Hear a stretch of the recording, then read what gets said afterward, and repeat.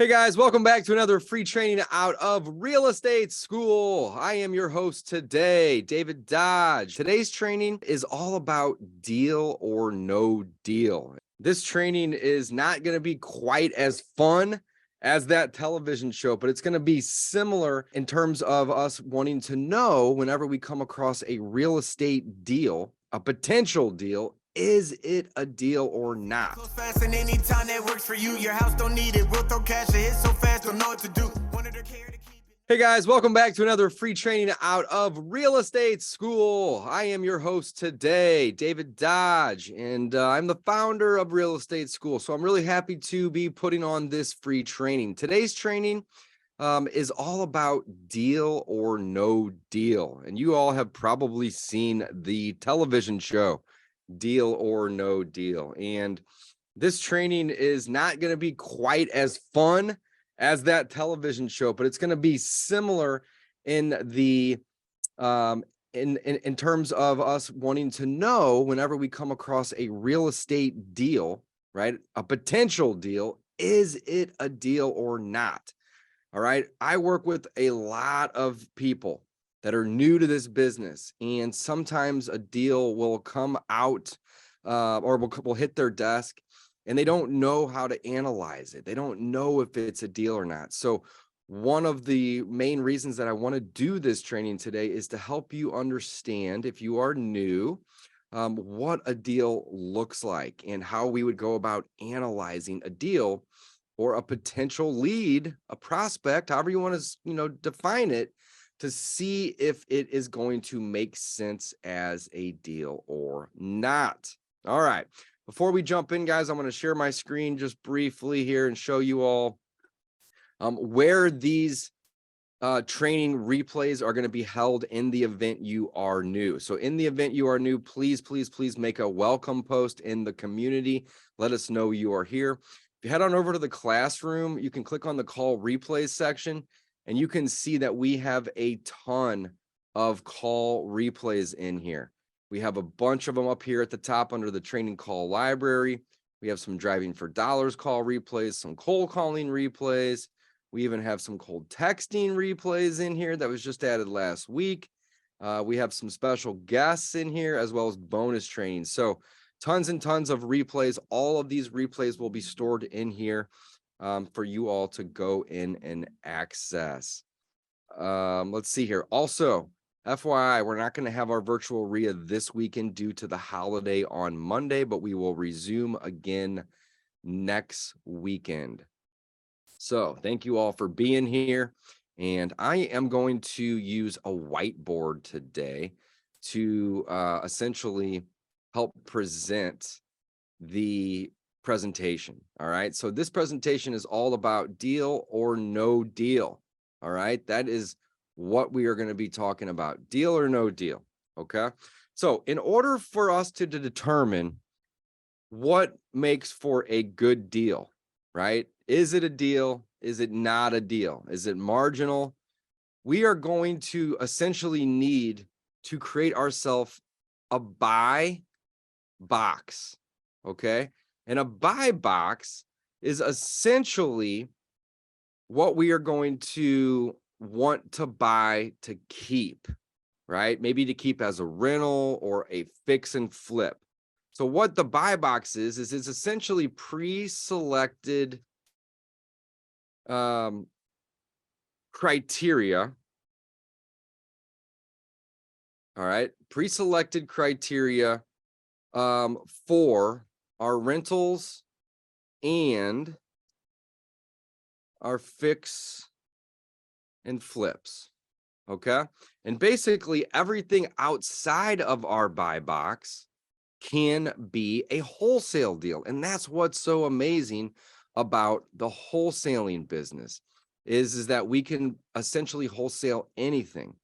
But before we jump into the wholesaling anything, we're going to get to that here in a little bit. One of the things that I really want to mention before we, really jump into the buy box and whatnot is that wealth is typically created. Let's end this just for a second. Wealth is typically going to be created in real estate by owning properties. Ownership creates wealth. And I just did another training last night to another group that I work with, and we really kind of dove deep down this topic. But wealth is created by ownership. And one of the examples that I gave was, show me somebody who has a lot of wealth, multiple millions of dollars in wealth, that doesn't own a home. That's pretty rare, right? Most people that create wealth own a home at a minimum, right? Especially in real estate. And we can create wealth fixing and flipping properties. We can create wealth via landlording and owning properties, right? As rentals. Both of these are going to be great tools to create wealth. Wholesaling, on the other hand, can create income. All right. But I don't know that many people that create a ton of wealth just from wholesaling. So don't get me wrong. I love wholesaling. I encourage a lot of my students, most of my students, to start with wholesaling. All right. It's a great skill to gain. Learn how to market, right? Learn how to run appointments. Learn how to lock up properties using contracts. Learn the basics of the follow-up and systems and all these things by all means. But please, please, please keep in mind that wholesaling is a job. You're essentially creating another job for yourself. Maybe you quit a job to come in and be a full-time wholesaler. There's nothing wrong with that, but you are really only as good as your next deal when you're wholesaling, right? When you're wholesaling property, you have to leave meat on the bone for your buyer. And your buyer is typically going to be somebody who's going to rent it out and or fix it up and sell it for a profit. Okay.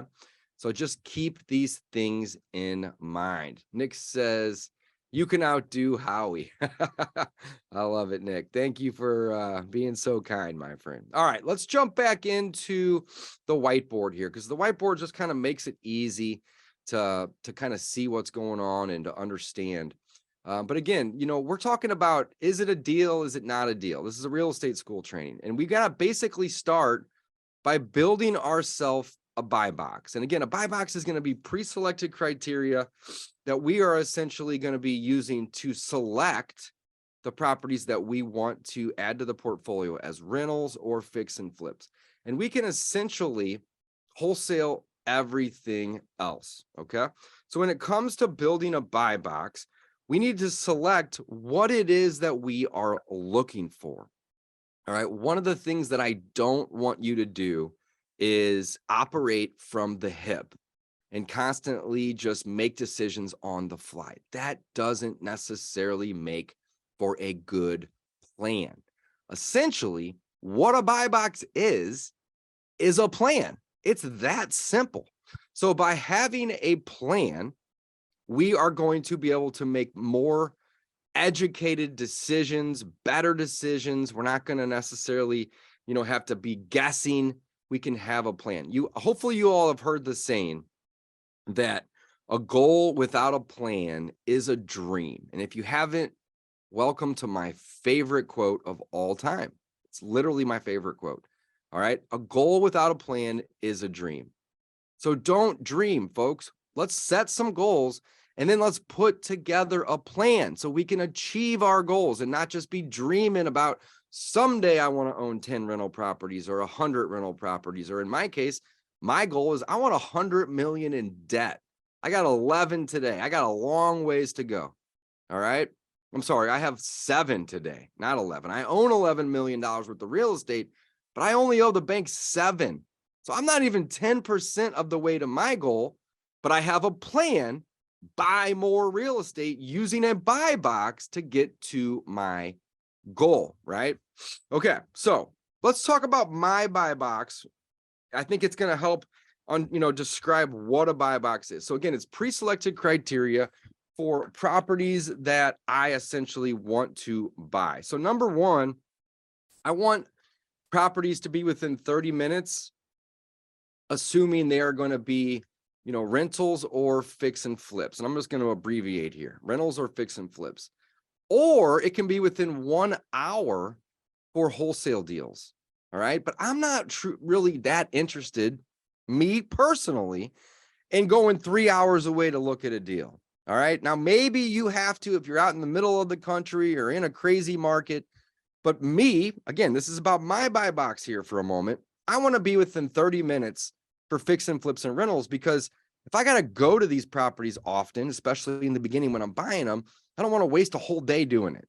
So, typically if something's 45 minutes away, and it's a rental or a fix and flip, I'll consider it, but I'm going to basically kind of be leaning against doing it. I want to be within 30 minutes. All right.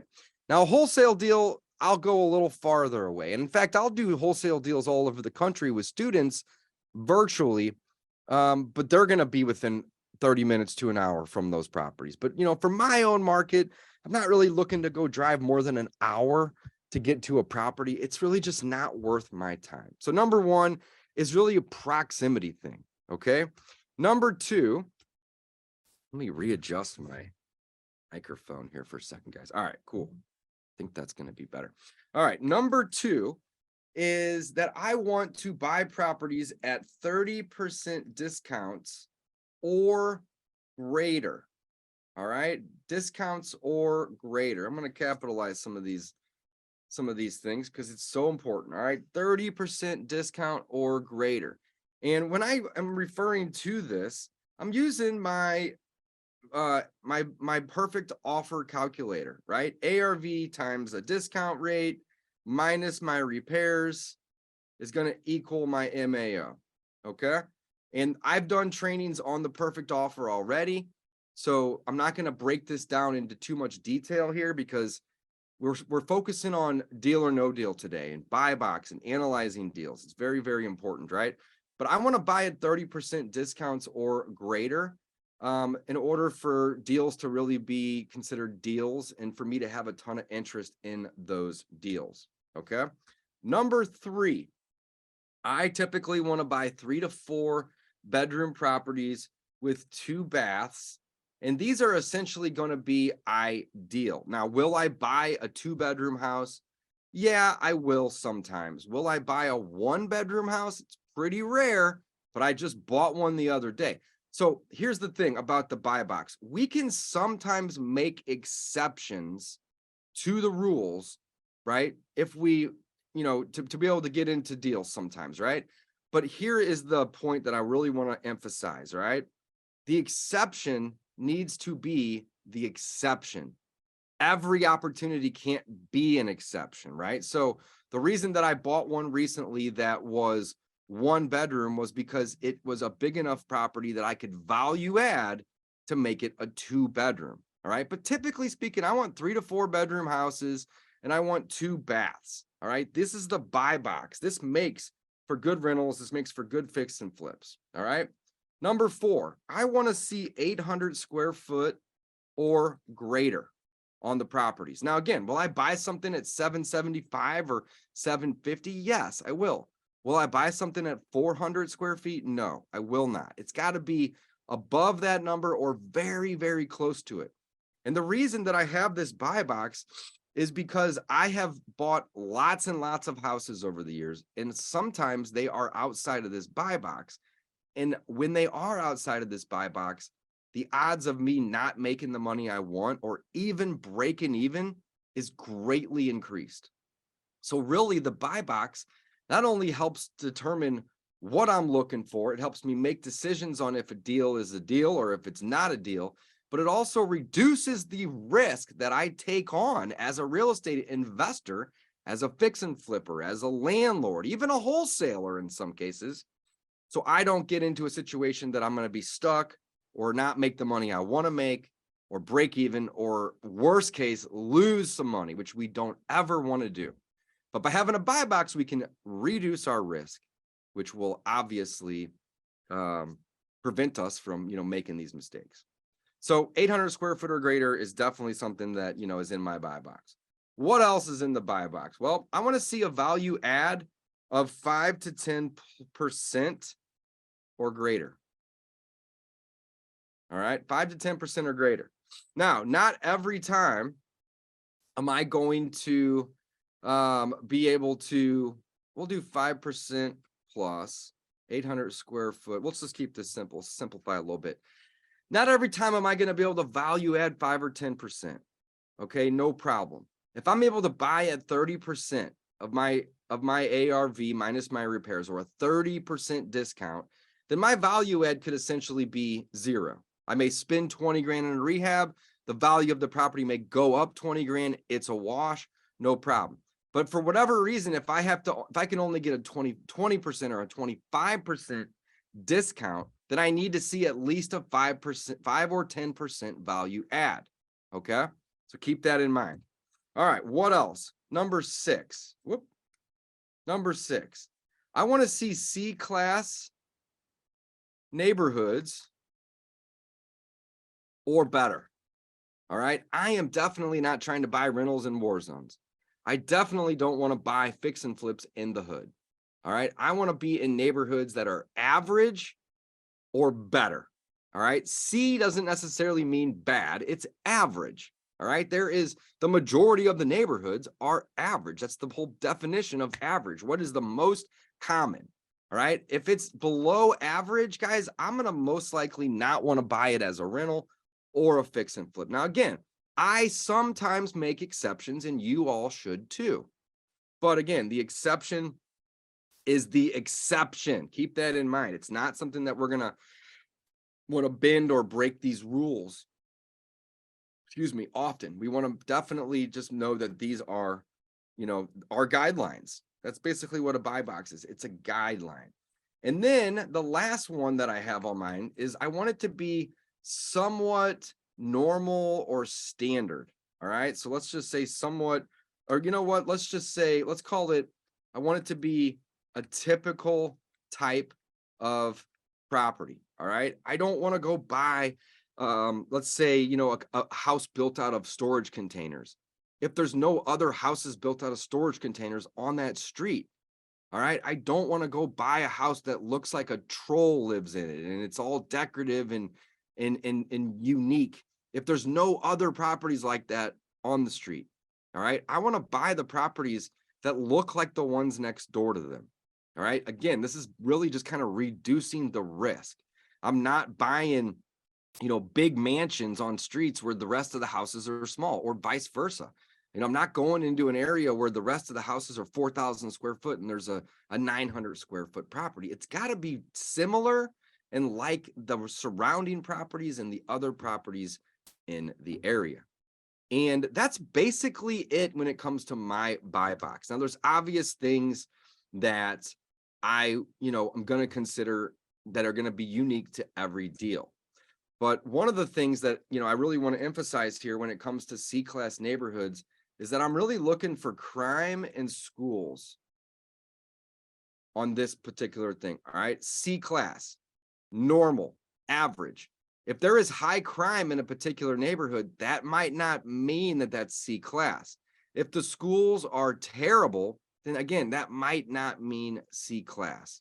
So if there's high crime or bad schools, it's going to basically be a D or even an F-class property. So I'm looking for normal, typical properties that are average and have decent schools and low crime at a minimum. Ideally, we have no crime and great schools. Some value add is typically going to be, wanted, especially on the fix and flips versus the rentals. I want 800 square foot or more. I typically want 3 to 4 beds and 2 baths. All right. I typically want to see a 30% discount or greater. And I want it to be within 30 minutes for a rental or fix and flip, or within 1 hour for a wholesale deal. And this is essentially my buy box that I use over and over and over again whenever I am looking at analyzing deals. Okay. So now let's talk about deals and analyzing deals here for a second. I'm going to actually make this just a little bigger. There we go. Hopefully you all can see it and make it look good. Try to recenter it here for you guys. Okay. So when I am analyzing a deal, which basically is, deal or no deal, does this work for a deal? Is it a deal? All right. Analyzing deals. Okay. Here's the thing when it comes to analyzing deals. Let's make this bold. Let's make this bold.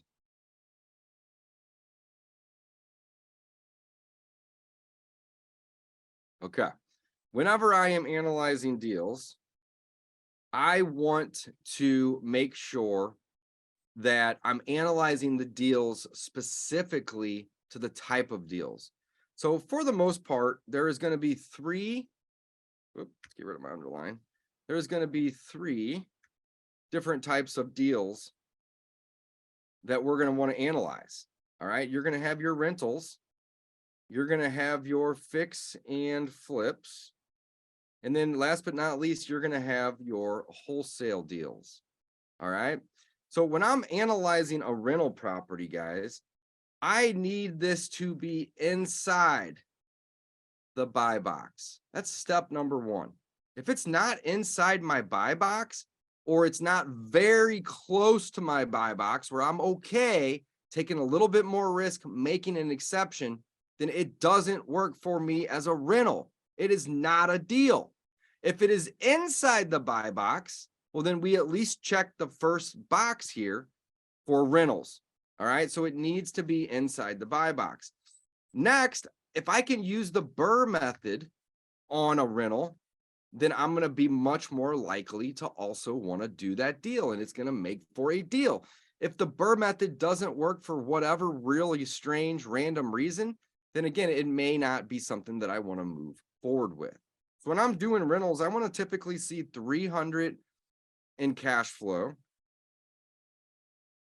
And I also want to see 20K in equity on my deals. And sometimes we'll even do rentals where we buy them subject to. But again, keep in mind that we want to make sure that it hits our buy box before we do anything else. All right, inside the buy box. And we can even space these out just a hair here so we can see them a little better. But if it doesn't meet inside the buy box, then it's not a deal. If I can't use the BRRRR method or buy it subject to on top of it being in the buy box, it's probably not something I want. So it basically has to hit 7 criteria in the buy box. And then it also has to be a BRRRR method deal or a sub 2 type of a deal for me to want to do this. It's got to essentially check a lot of boxes. All right. But don't overthink it. You know, your buy box may be a little different than mine, but I want mine to have this buy box and then also hit this particular criteria. So guys, if it's in a buy box and I can do the BRRRR method or buy it subject to, then it's a deal. It's that simple. If it's outside the buy box, it's probably not a deal. If it's outside the buy box and I can't use the BRRRR method or buy it subject to, then it's definitely not a deal. Okay. So it's pretty straightforward. When I'm doing my fix and flips, it also needs to be inside the buy box. All right. Very, very important. If it's not inside the buy box, guys, it's not a deal. So you can see how important it is to have ourselves a buy box. The buy box is so incredibly important. We need to know what our own buy box is. All right. And that's going to help us determine if it is a deal or not, especially on rentals and fix and flips. So what else do I want to know or see to determine if a fix and flip is going to be a deal for me? Well, number one, it's got to be in that buy box. Number two, I want to typically make 40K plus, all right, in net profit. 40K. Will I do a deal for 25 or 30K on a little fix and flip? Well, sometimes yes, but it's all going to depend on, you know, how far outside of the buy box it is. If it's something that I can buy for 90 and put 10 in and make 25 grand and I can do it in 2 or 3 weeks, well, then I'd probably consider that deal. All right. But if it's something where I can only make 10 or 15 grand, it's probably not going to be worth my time to go mess with that.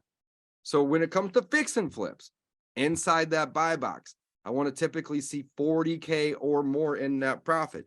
And there also is another one that I want to add in here. I do not want the purchase, or I'm sorry, the purchase has to be greater than the cost of the repairs. Okay. And what I mean by that is I'm not really interested in buying a property for 10 grand that needs 90. Think about this for a second. I would much rather buy the property for 90 that needs 10. At the end of the day, I'm spending 100 on both. But think about the amount of time commitment that's going to go in to a property that needs 90 grand worth of work versus one that needs 10 grand worth of work. So I'm fine buying a property for 100 that needs 50 or 200 that needs 100. But when the purchase price is not greater, or another way to word this, when the cost of the repairs is more than what you're paying for a property, that, my friends, is a big red flag to me. I have bought several properties in my life for 20, 30 grand that needed 40 or 50 grand. And guess what? I didn't make money on those deals. Or if I did, I made a little bit of money and I spent 3 or 4 months working on them. I no longer have any interest. In fact, I don't even like making the exceptions for these type of deals at this point. But the purchase has to be greater than the cost of the repairs. Now, the only reason that I would break this rule, and I did break this rule earlier this year, but the only reason that I would break this rule is if the seller is willing to sell me the property for less than what I am willing to pay for it. And then it essentially breaks the rule. So here's an example. I bought a property earlier this year that I was willing to pay $105,000 for, but the seller only wanted 65. The rehab was 70. If I would have paid the 105 and put 70 in it, I would have been fine. But I was able to get it at such a home run price that it broke the rule, but it didn't really break the rule because I was willing to pay more than I did.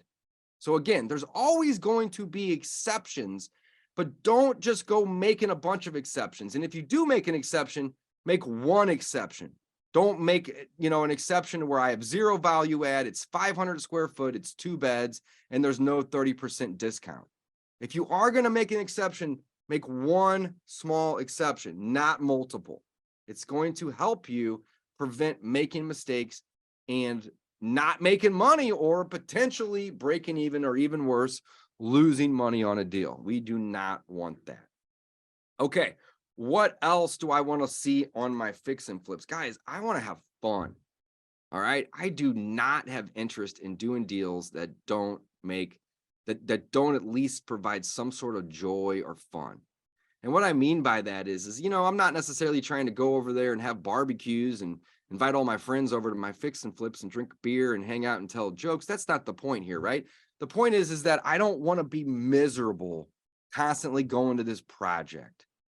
And that's also another reason why I don't necessarily want to be driving 4 hours to deals. All right. I want them to be kind of close to my home or my office. I want to see fun transitions. I want to see a property that's an old grandma house or even just an old beat up house turn into a new house.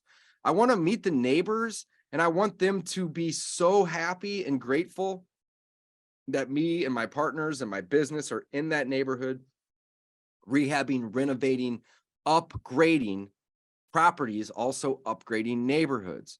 So I love it when I can go in and I can have fun doing deals. Okay. Additionally, I want to do my fix and flips on mid to high end homes. Okay. Doesn't necessarily have to be the high end, like the highest of the end, like $2 million houses. But if the average property in St. Louis, Missouri, where I live, sells for $240,000 ARV, I'm not really want to be doing fix and flips on properties with an ARV of 50 grand or 100 grand. It's just, there's really not that much. There's not that much gain or value that we can create on these lower end house. Mid to high end homes are going to make more sense. Also, I guess I could add a little bit more to my rentals, that I want my rentals to be in the the middle. Well, I guess I'm not even going to mess with it because it's already here in the buy box. C-class neighborhoods are better, right? Okay, so let's recap. Rentals inside that buy box above, guys. I want to be able to do the BRRRR method or buy it subject to. All right, because I don't like using my own money. I want to use OPM, all right, which is other people's money. If I can't use other people's money, I'm not really that interested in buying rentals. All right. You got to use other people's money if you want to be able to scale in this business. Okay. Fix and flip recap. Inside the buy box. Guys, I can't stress this enough. In fact, I'm going to underline it on both of these. Inside the buy box, I want to see a 40K net profit. I want the purchase price. It has to be greater than the cost of the repairs. I want to have fun doing the deal, or at a minimum, not be freaking miserable. And I want to do my fix and flips on mid to high end homes. Now, again, will I break the rules sometimes and do it on a, low to mid, somewhere in that range? As long as I can have fun and I can make 40K profit and it meets my buy box. Again, there are going to be exceptions, not multiple exceptions, and not every property is going to meet an exception. An exception is that, truly, it's an exception. All right. So keep that in mind. All right. Moving on. Wholesale deals. Let's see here. Wholesale deals can be outside the buy box because I'm not going to be the one owning those deals. All right. And that's okay. Wholesale is also going to be for quick cash. All right. We definitely want to make some quick cash via wholesaling. Okay. And then also, what is best for your biz? And the reason I say that is because sometimes I may have 3 or 4 or 5 rehabs going in my business. I may have a fix and flip going in my business. I may have some vacations planned or obligations over the next couple of weeks. And I don't necessarily have the resources to add another fix and flip or another rental burr to my project board. So sometimes what's best for my business is to just wholesale a deal, even though it may meet my buy box. So sometimes what's best for the business is to just make some quick cash versus trying to build a big queue and stress everybody out. If I don't have the resources, the money, the crews, so on and so forth, it might just not make sense. So a really good way to kind of sum up what I'm going to wholesale, guys, I'm going to keep the best and I'm going to wholesale the rest. I love that saying. I think one of my old business partners, Bill Merritt, was the guy that actually coined that phrase around my office. There's a lot of other investors around the country that also use it. Nobody owns that term or that phrase, of course, but it's a great one. You guys are welcome to steal it. Keep the best, wholesale the rest. Very, very simple. Again, the first thing I talked about, all right, whenever we are doing this real estate school presentation about deal or no deal, is wealth is created via ownership. All right, keep that in mind. You can make an income and a good living. I know people doing 7 and even, this is crazy, 8 figures wholesaling, but they have a business. They're not solo entrepreneurs. They have 10 people working for them and they're spending 50, 60, 70 grand a month on marketing. And they've turned a wholesaling venture or job into a wholesaling business. And everybody's capable of doing that. But I want to be honest, I only know a handful of people in the entire nation that are doing 7 figures wholesaling properties. I know hundreds, literally hundreds of people from all the masterminds that I'm in and all the groups that I'm a part of that are making 7 figures annually, fix and flipping and doing it with rental property and equity and cash flow. So wealth is created via ownership. But again, if we don't have ourselves a buy box, we are not going to necessarily know what makes sense. So how do I determine what a deal is or what a deal isn't?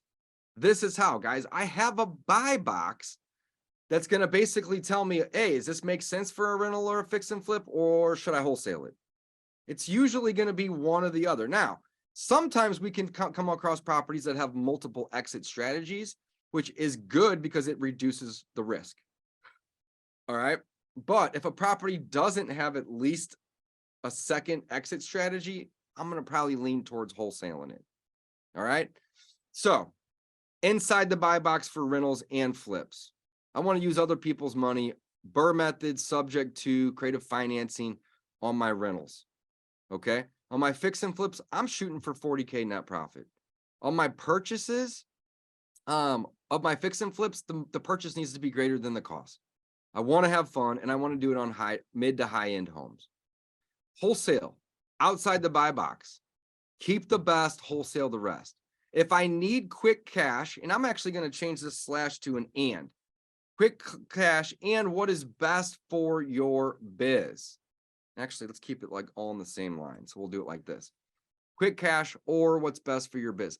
Sometimes it's best for my biz, if I'm running tight on cash, to just wholesale 2 or 3 properties, even though they may make sense as fix and flips, or they may make sense as rentals, because what's best for my biz right now might be a cash injection. Other times, my business might be flush with cash, and I don't necessarily think that it's going to be best for my business long term, that is, to wholesale this particular deal. It might also meet my buy box criteria and make for a good fix and flip, or make for a good rental property. Keep this in mind.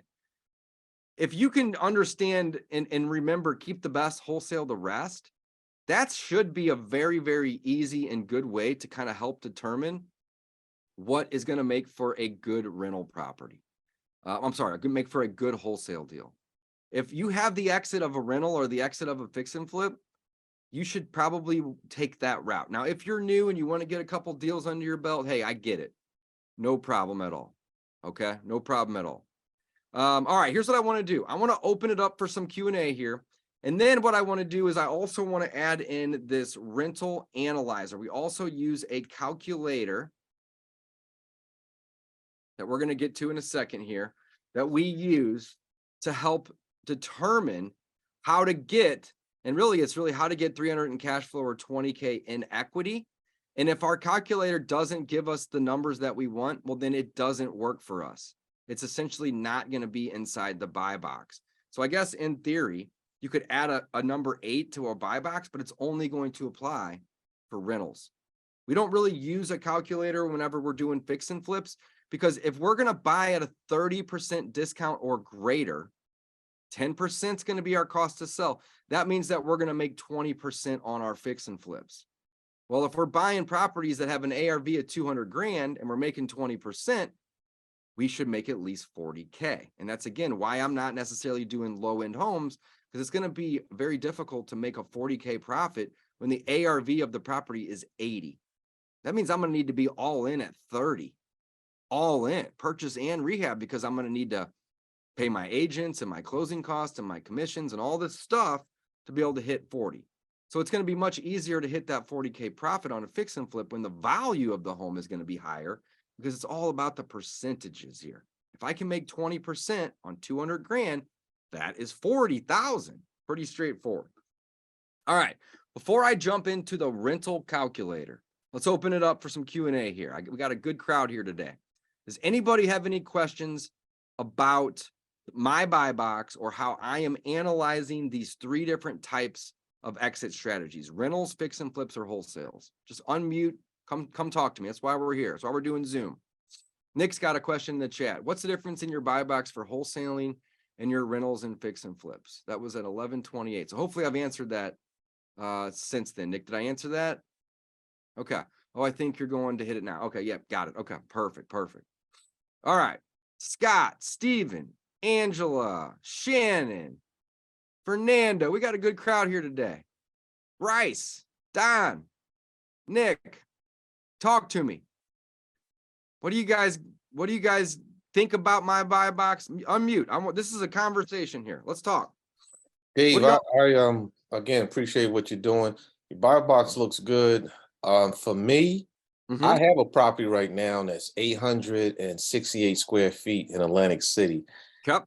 And it is extremely small. It is small. That's why I don't like going below 800. Now, 800 isn't, extremely small. I don't know if I'd use the word extremely. It's tiny. Let's be honest. Yeah, for me. I don't want to buy a 400 square foot house or even really a 500 square foot house. And the main reason, Stephen, is because the cost of a plumbing stack on a 4,000 square foot house ain't that much different than a 400 square foot house. The cost of putting a kitchen in, it's going to be more on a bigger house, but it might not be double. An HVAC is going to be $4,500.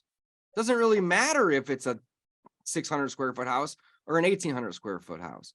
So the cost of rehabbing homes obviously is going to be more whenever it's a bigger home, but it's not necessarily going to be double. 800 square foot to 1,600 square foot doesn't mean I'm going to spend double. I may only spend 30 or 40% more because a lot of these costs are relatively fixed. And that's why I have it mine at 800. I didn't mean to interrupt you though. Where were you going with that? No, I was just gonna say, normally, and your buy box looks good. Normally, I would go. I don't like buying anything under 1,000 to 1,200. Yeah, and really, I am the same way, but I will consider it at 800 or greater. Yeah, Yeah. and I know you read my my comment this morning. I mean, I Yep. went to closing this morning. I'm like kicking myself, man, because I used that one payment process and it didn't go through, and now I got to use, like you were saying, OPM. I got to use my own damn money, which is substantial, and it's going to freeze me up from doing anything for the next couple months until I figure out, what I can do. So Yep. you live and learn. I learned a valuable lesson, like you said, do it a week ahead of time, which now I know I'll do that. A week And you ahead can of still time. do it now. Just don't tell the credit card company what the cash advance is for. Just get a cash advance versus trying to explain to them. Does that make sense? Yeah, Yeah. Cool. yeah. But I appreciate it. Thank you. Absolutely. Hey, I'm happy you're here, man. I'm here to help. All right. Bryce says, I can't see anything on the whiteboard. Do you have something displayed on it? Can you guys see my whiteboard? Yes. You guys can see it? Okay.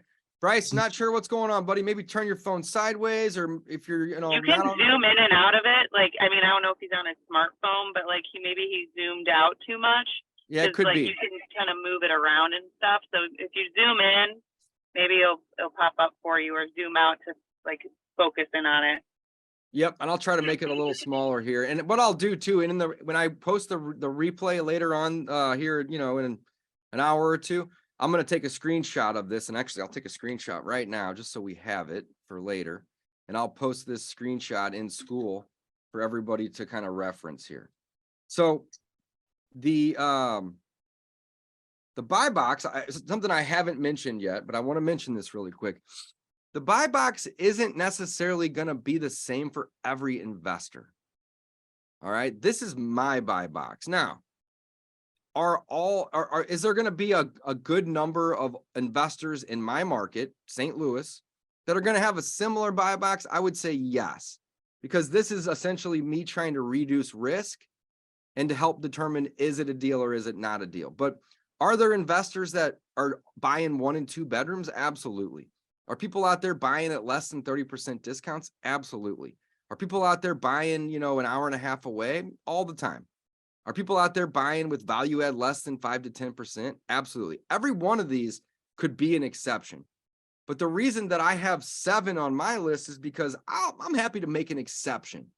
But will I make 2 or 3 exceptions? And the answer to that is no. Right? Because if I do make 2 or 3 exceptions, I'm just adding more risk than I'm really comfortable taking on. So hopefully that, helps clear up some stuff. Now, also on the buy box, everybody needs to have a buy box, even if it's only 2 or 3 bullets. Mine's 7, and I could probably add another 1 or 2 to it, but there's really no reason to, because some of these additional bullets at this point might only be specific to fix and flips or to rentals. I mean, this is really a buy box to kind of meet both. Stephen, what you got? You mentioned adding a couple more bullets. Would you buy a property with 2 things that will steer me away? Foundation issues and mold. So would you buy properties with those 2 issues, foundational issues and mold? If I can get them at a 30% discount and they hit the rest of these, absolutely. Because it's 30% discounts, not just like, let's say the property has an ARV of 100. I'm not trying to buy it at 70. It's 30% discounts and then subtract the repairs. So if the repairs are 50 grand because the foundation's all screwed up, then I need to be at 30% discount minus those costs of repairs. So mold is just a cost of repair. Foundation is just a cost of repair. I need to be at 30% discount. ARV times my discount rate, or 0.7, which is 30%, minus my repairs. You have to include those repairs in there as well. And if you're not including those repairs in there, then you're not buying at 30% discounts. What's one of the easiest ways to go get a 30% discount or greater? Buy a property with a ton of repairs needed. Straight up. Great question. Great question. Awesome, awesome, awesome. Okay, guys and girls, we're at 11:50. I want to also show you all my rental calculator that I'm going to happily share with you all as well. And let me see where it's at here. I'm going to use a Google sheet. But what I'm going to share with you all is going to be an Excel sheet. It's the same damn thing. Keep it in mind. All right, so I'm going to unshare this window. We got a good crowd on here today. This might be one of the best real estate school trainings yet, guys. Awesome, awesome, awesome. Okay, let's share my screen. And I'm going to show you my rental calculator that I use that I'm going to share with you all. Okay, so what we're going to do in this, I'm going to clear it out just a little bit, is I am going to use this key over here. Can everybody see my screen? Make sure we're all on the same page. I see it. See some head nods. Okay. So I'm going to fill in the white areas. Now, again, this is not a wholesale calculator. This is not a fix and flip calculator. This is for rental properties specifically. Okay. And the goal, all right, is to equal 300 in cash flow. All right. And the other goal is to have 20, I think it might even be, let's go with 20,000 in equity.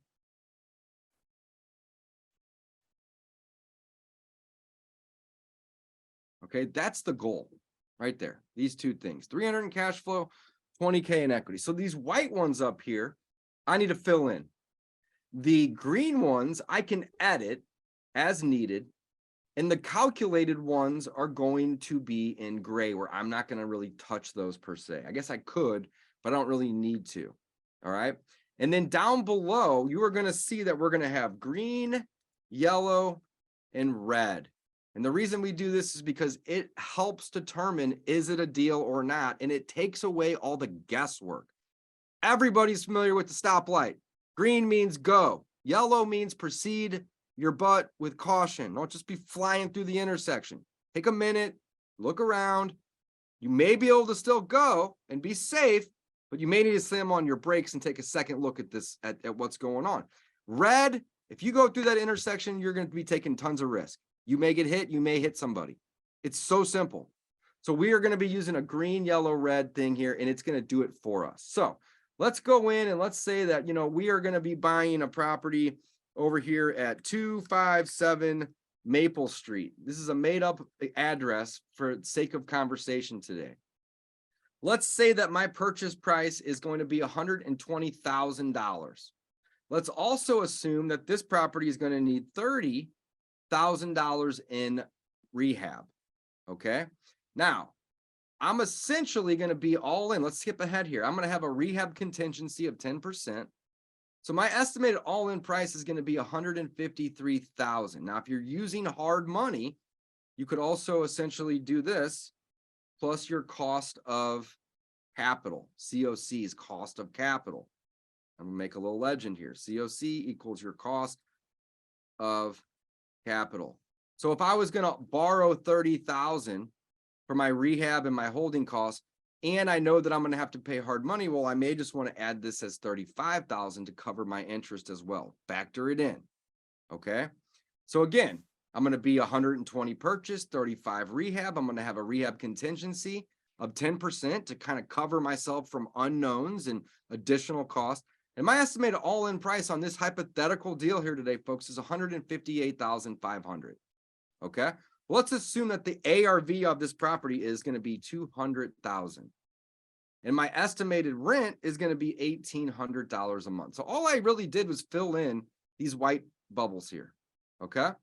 Well, let's take a look at what happened. Rehab contingency is $3,500. That's 10% of $35,000. Estimated all-in price is going to be $158,000. My estimated mortgage amount is going to be $160,000. And basically that's going to be 80% of my ARV. This ARV is really what it's going to either sell for or what it's going to appraise for. All right, keep that in mind. It's not necessarily, well, it's one of the two. It's what it's going to sell for or what it's going to appraise for. If I'm going to get an 80% loan, then I'm going to have an estimated mortgage amount of 160. If I'm only going to be able to get a 75% loan, then I'm going to have an estimated mortgage of 50. So you can modify what's in these light green areas here. All right, but don't mess with the grays, because those are calculations essentially. All right, a 20-year loan is pretty standard for a commercial loan. If I'm going to get a 30-year loan, it's going to change some of these things down below. It's all going to calculate together. It's really, really helpful. But I'm typically getting 80% loans. I'm typically getting them for 20 years. And I'm closing on 6 properties today that we were supposed to do last week. It got screwed up. Regardless, the interest rate is 6.76. So we're going to use a real world rate in a real world term, in a real world loan to value. How much are they lending in this scenario? So based on this scenario, guys, my expected cash back at refi is going to be $1,500. It's green. My expected cash flow is only $258. It's red. Okay. And my expected equity on the sale of this is going to be, and this is gross, it's going to be $40,000. So this deal, it's got good amount. I'm not going to have a ton of money invested in it. All right, I'm actually going to walk away with $1,500. It's still going to cash flow, but it's not going to cash flow the 300 that I want. All right, and then the expected equity on the sale needs to be at least 20,000.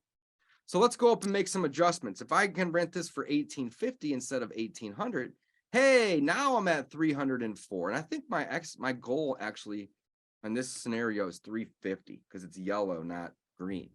Well, let's say that I'm able to rent it for 2,100. Ooh, now we're all green. So we can play with these numbers up top.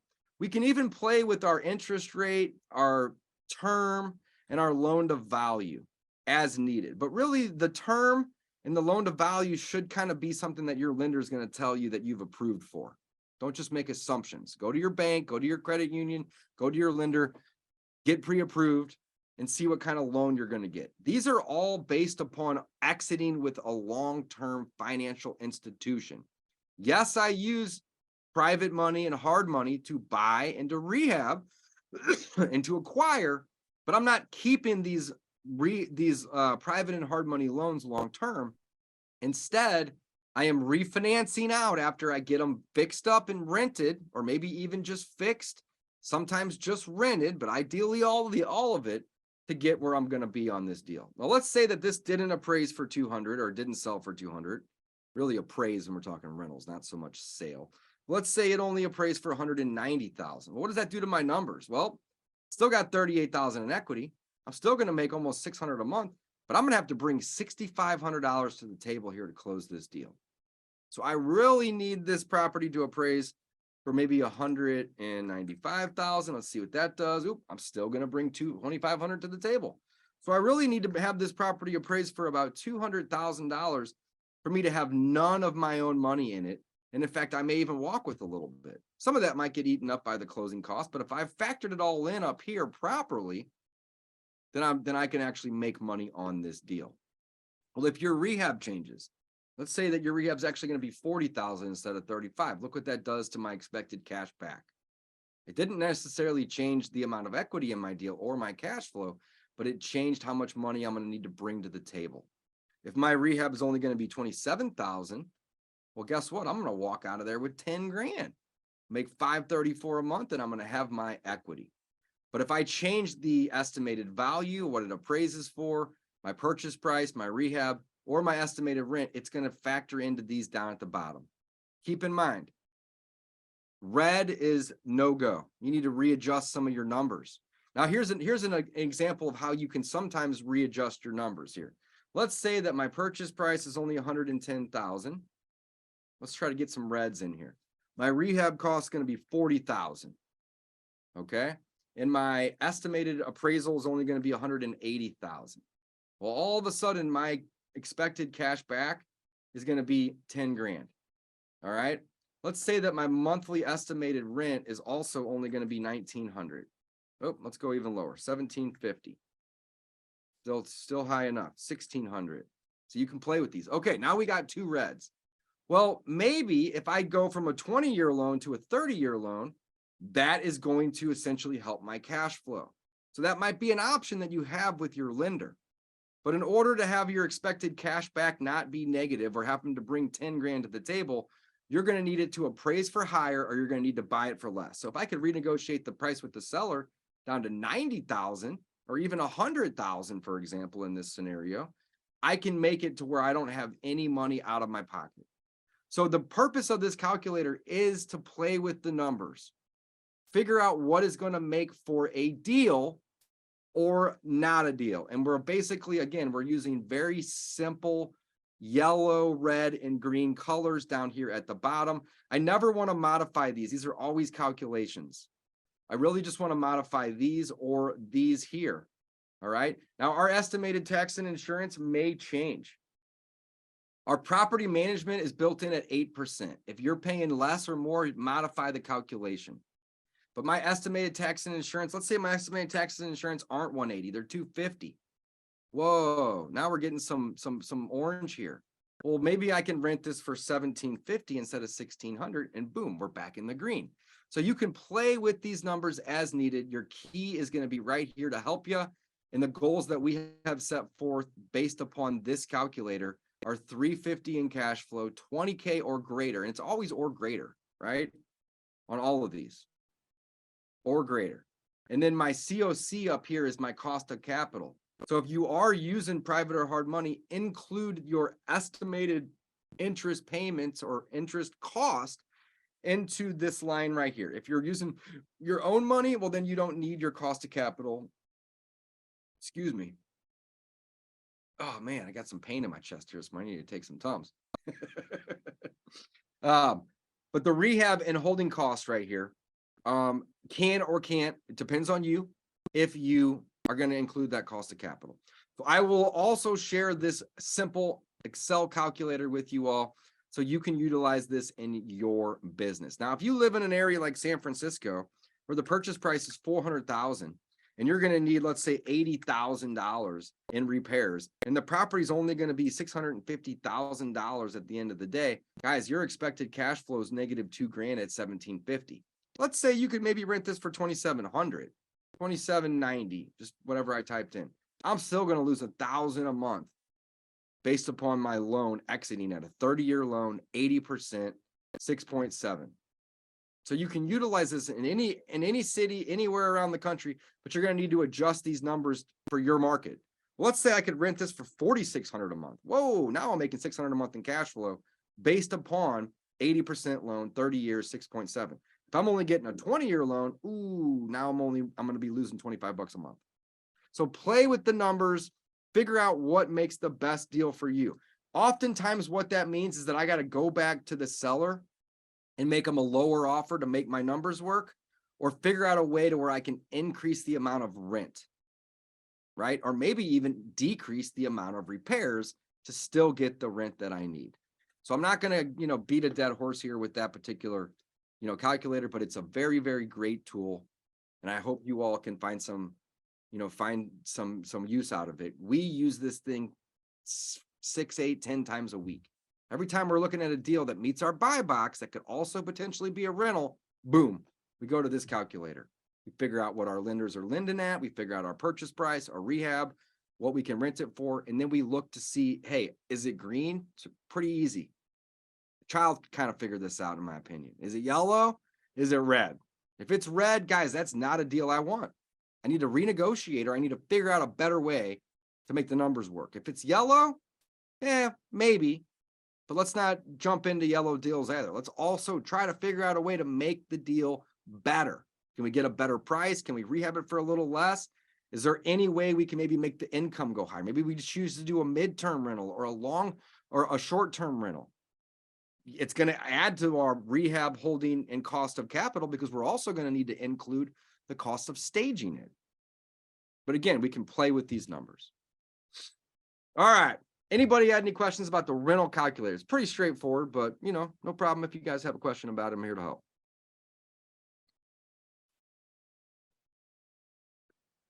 Everybody seems good. All right, guys, I hope you've enjoyed this training. Oh, Nick's got a question. Yeah, on that last slide you had that it was red, $25. Yes, sir. That, well, you're actually still making the $25 a month, so that's really Nope. nothing. Yeah, that's true. You are making money there. It's not negative. If I were to take this to 4,200, now it's negative 340. Yep. But reds, you know, I don't want to do a deal where I only make $25 a month. Think of it this way, Nick. If I have an HVAC go out on this property and it costs me $4,000, how many months is it going to take me to break even on that HVAC at 25? Too many. It doesn't work for me. Nope, I understand. I just knew it wasn't actually negative, but it just wasn't your criteria of the $3,500. Yeah, and if I take this to $5,500 a month, it's green because it's $850 now in cash flow. Now you're going to probably have a hard time renting a property for that much money that's only worth this much, or I guess the ARV would be, yeah, 650. You know, 650 for 5,500. Unless it's like super, super awesome. You're not, you're going to have a hard time doing that. But yeah, this calculator is a great tool to help us stay out of danger zone, right? Deal or no deal. I like deals to be all green, right? One yellow, I'll consider it. Two yellows, not a deal. One red anywhere, not a deal. Pretty straightforward. Agreed. Love it. Awesome. All right, guys, I want to thank you all for coming, but I do have an ask. Anybody and everybody that's on this call before we wrap up, I would love for you to turn your cameras on for me. Just for one moment before we wrap up. Hook me up. Turn your cameras on. And I want you all to give me a big old smile. Come on, folks. Help me out. I'm helping you. You can help me. Give me a big old smile. I want to get a screenshot for school. This will take 2 minutes. Come on, Scott. Come on, Fernando. Hook me up. All right. No big deal. All right. We're going to do a picture on 3. Give me a big old smile, guys. 1, 2, 3. Got it. All right, guys. Thank you so much for being here today. Hopefully you learned a thing or two about how to analyze deals. What makes for a good deal? What's the buy box? Why we use a buy box? Additionally, how we can really fine tune our rentals using the rental calculator, because it's really, rentals are just numbers. How much am I going to be all in for? How much am I going to collect? What's the cash on cash? You know, how much cash flow am I going to get? How much equity am I going to capture? It's really pretty straightforward, but without a calculator, you're just throwing darts at a wall. You got to have some sort of, science and math involved to really know exactly if it's going to make for a deal or not. Angel says, thanks so much. How can I get the calculator? I'm going to post this replay in school. Give me about an hour, half hour to an hour. I'm going to post a screenshot of the presentation from the whiteboard, and I'm going to post an Excel file in there as well with the replay that everybody can download, and they can have this calculator and use it for themselves. Dave, what What's up, time Steve? is your closing? 12:30. It's 12:08. I got to run. All right. Good luck to you, man. And I hope to be there one day. 6 closings, man. That's great. Well, it's a refinance. We're gonna walk out of there with 40 grand, hopefully. So I'll post a picture of that check in school here. Right. We bought these properties 2.5 years ago. We used no money to buy them. It was a BRRRR deal. We haven't done much to them over the last 2.5 years. As you all know, the market's gone up quite a bit in 2.5 years. We are going to be getting a 65% loan to value after we take 40 grand out. Wow. We bought these at 80% loan to value. Man. Guys, wealth is created in ownership. I started this presentation with that. I'm going to end it with that too. Could I have wholesaled these 6 deals and made 10, 15 on each? Probably. But I got over $250,000 in equity in these just from 2.5 years of holding them. That is wealth, my friends. The 40,000 that we're pulling out today is tax-free. Why? Because it's not income. It's debt. I'm adding 40,000 to the debt on these 6 houses, but I'm taking the debt from 80% to 65% because of all the equity gain that we've acquired in these properties. The values have gone up over the last 2.5 years. Awesome, guys. Thank you for being a part of Real Estate School, folks. I really appreciate y'all. Thank you for coming on these trainings. I love it whenever we have a good crowd and there's feedback and questions. And it's always just, I just have fun doing this, honestly. I have fun doing it. So again, guys, thanks for being here. I got to get to my closing. We'll post the replay. We'll post the screenshot. We'll post the calculator shortly after my closing. You guys have a great day. We'll talk soon. So easy, we close fast and anytime that works for you. Your house don't need it. We'll throw cash, it hits so fast, don't know what to do. Wanted to care to keep it, no declutter.